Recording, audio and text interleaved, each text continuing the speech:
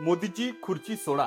कारण ज्या दिल्लीच्या रस्त्यावरून देशाची धोरणं ठरतात ना, त्याच रस्त्यावर आज देशाच्या भविष्याचा सडा पडलाय.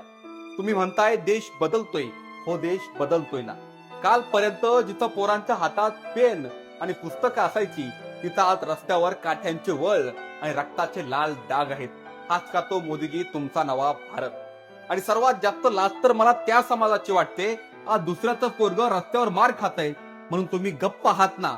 वाट बघा, ही सत्तेची भूक आणि पोलिसांची काठी उद्या तुमच्या उंबऱ्यावर आल्याशिवाय राहणार नाही. कारण जेव्हा जेव्हा सत्य गप्प बसतं ना, तेव्हा सत्ता बेधुंद होते.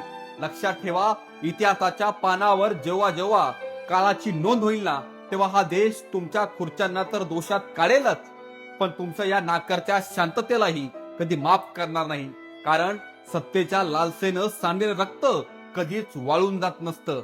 ते क्रांतीच्या ठिंग्या बनून अख्ख्या सल्तनीला राग करत असतं. ही काळ्या दगडावरची पांढरी रेष आहे मंडळी.